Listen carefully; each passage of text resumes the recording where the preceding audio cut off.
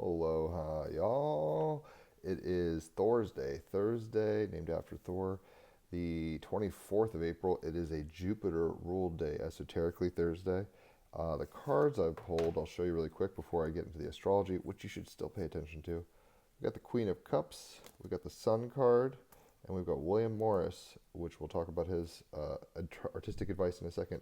I've written music for all the major arcana, so I'll post the Sun card song in the comments. Check it out if you haven't. Enjoy it. It's great.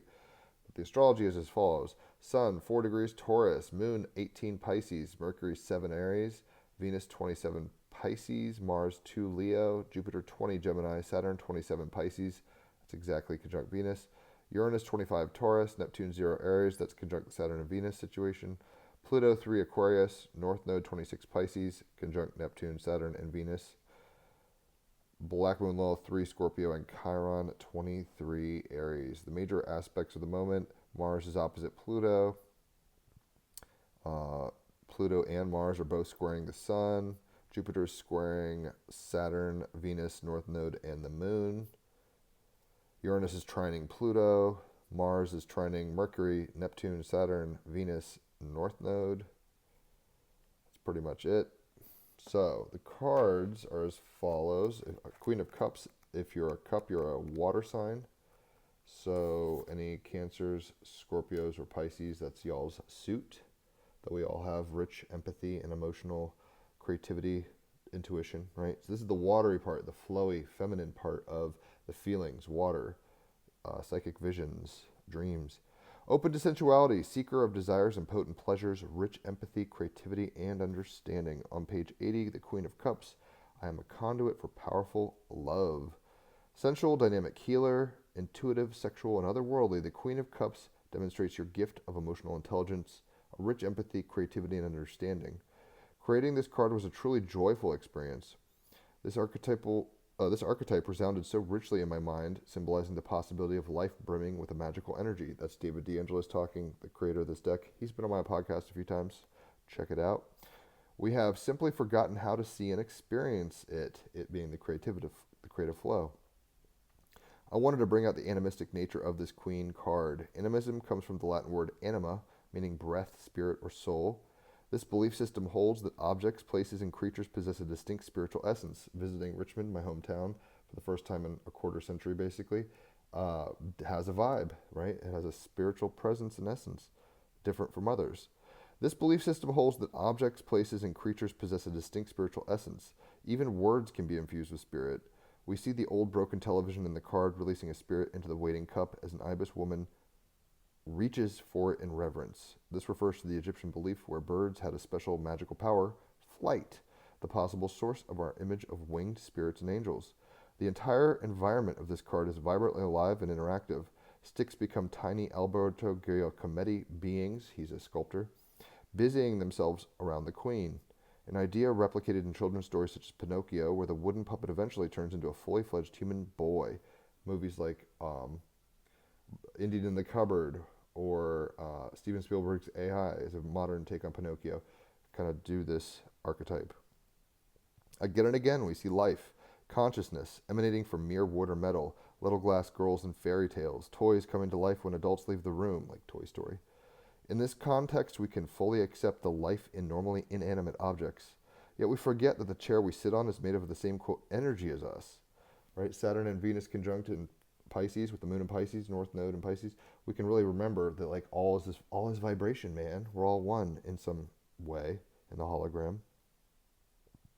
All life springs from the same source and is animated by the same energy.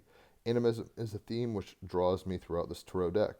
The idea of ordinary things becoming conduits of the miraculous plays out strongly in this card. The extraordinary in the ordinary. We are all, in fact, miraculous forms of technology, spirit technology.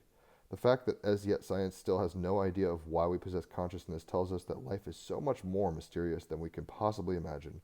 To connect with the wonder of your own existence is the path back home, right? Mars and Leo, Jupiter and Gemini. Play with ideas. Be open to it.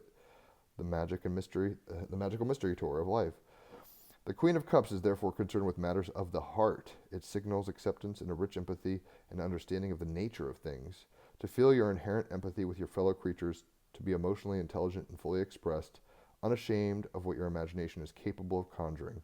There is much to be gained from listening deeply within, giving credence to the dreaming world, and being a bridge between the two, a conduit, right? So the Queen of Cups, the watery part of water, open to sensuality, seeking desires and potent pleasures, rich empathy, creativity, and understanding. The clarifying card is the major arcana for the sun. Like I said, I made songs for all these, so check it out. You'll enjoy it, I promise. I dare ya. Check it out. It's free to listen to, right? On page 60, the sun, I celebrate the golden opportunities that life brings, feelings of pure joy, taking time to play, be alive, dance, and laugh. Allow life to expand and fulfill you. Bask in the energy of the warmth. So I think the idea is if we're open creatively to much more than we can imagine, even this conduit of electrical light almost, it can come through us and we can open up, right? Like open up like the phoenix wings and rise again like the sun every day to a heart-infused reality, an empathic, spiritual, and a mystic reality. The wild card of the day is going to come from the Art Oracle deck. It is William Morris. This is some Venus, Sun, Moon, and Pisces energy here looking. Artsy fartsy. Director of a successful decorative arts firm. Very Taurus sun, right? William Morris sexed up prudish Victorian interiors with his enlightened stained glass, wallpaper, furniture, and tapestry designs. Moon and Pisces. Queen of Cups. He's kind of overflowing creatively in all directions. A trained architect, furniture designer, and textile master, painter, and poet. Jupiter and Gemini, Pluto and Aquarius. Pluto trining Uranus and Taurus. Morris also pioneered the fantasy genre in literature, fostering the development of a new strain of nerd. In his free time, Morris contemplated Marxist revolution and socialist actions. He changed his own mode of production to be more socially and environmentally just. Right-wing governments everywhere probably keep a file on him in case of socialist undead uprisings. Ha ha ha. But the idea we're getting from William Morris is art is the methadone of the masses, which can be a kind of two-edged sword, right? Addiction, escapism, right? Very Venus, Saturn, North Node, Moon, in Pisces kind of energy. But open to the flow, right? And art can be opening us up to creative realms that bring illumination from the heart that we wouldn't get otherwise. Art is a conduit for expansion, right? We can bifurcate and expand through creativity, sensuality, the art, the senses, Sun and Taurus, Moon and Pisces. So hopefully that all makes sense. If you've enjoyed this, holler for a reading. I love giving them. People love getting them. 5-star reviews, so top shelf shit, you know it.